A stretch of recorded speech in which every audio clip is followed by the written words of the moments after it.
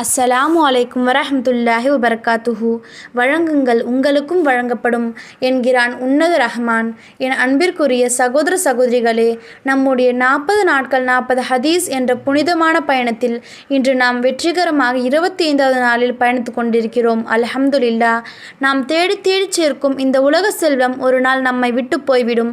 ஆனால் நாம் நமக்காக மறுமையில் சேர்த்து வைக்கப் போகும் ஒரு பெரும் நிதியை பற்றிதான் இன்றைய நபிமொழி நமக்கு கற்றுத்தரப்போகிறது. வாருங்கள் அந்த பொக்கிஷத்தை காண்போம். நம் உயிருக்கும் மேலான நபிகள் நாயகம் ஸல்லல்லாஹு அலைஹி வஸல்லம் அவர்கள் கூறினார்கள், அஸ்ஸஹிய்யு கரீபும் மினல்லா கரீபும் மினல் ஜன்னதி. இந்த ஹதீஸுடைய பொருள் என்னவென்றால், தர்மம் செய்பவர் அல்லாவிற்கும் சொர்க்கத்திற்கும் நெருக்கமாக இருக்கிறார்.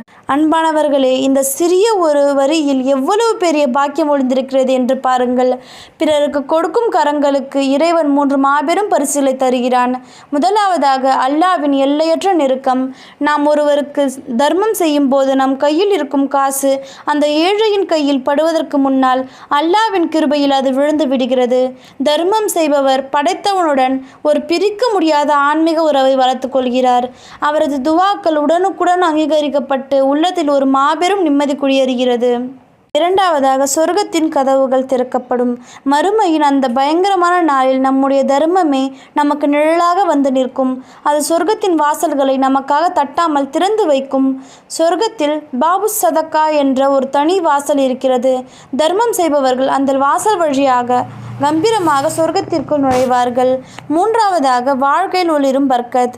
நம்மில் பலர் இருப்பதை எப்படி கொடுப்பது, பணம் குறைந்து விடுமோ என்று பயப்படுகிறோம். ஆனால் அல்லாவின் மீது சத்தியமாக, தர்மம் செய்வதால் செல்வம் ஒருபோதும் குறையாது.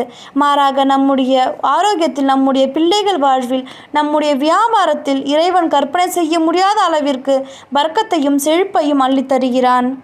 சுப்ஹானல்லாஹ். அன்பானவர்களே, நிறைவாக ஒரு நிமிடம் சிந்திப்போம். இந்த உலகத்தில் நாம் நிரந்தரமாக வாழப்போவதில்லை. ஒரு நாள் நம் மூச்சு நின்றுவிடும் போது நாம் சேர்த்து வைத்த செல்வமோ வீடோ நம்மோடு வரப்போவதில்லை.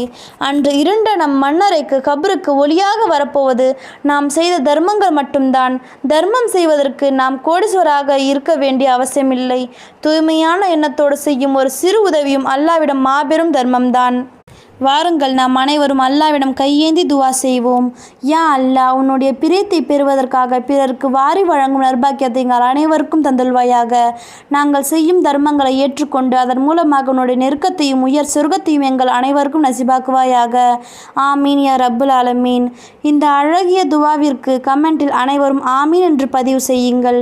இந்த நன்மை மற்றவர்களுக்கும் சென்றடைய இந்த வீடியோவை இப்பொழுது ஷேர் செய்யுங்கள். அஸ்ஸலாமு அலைக்கும்.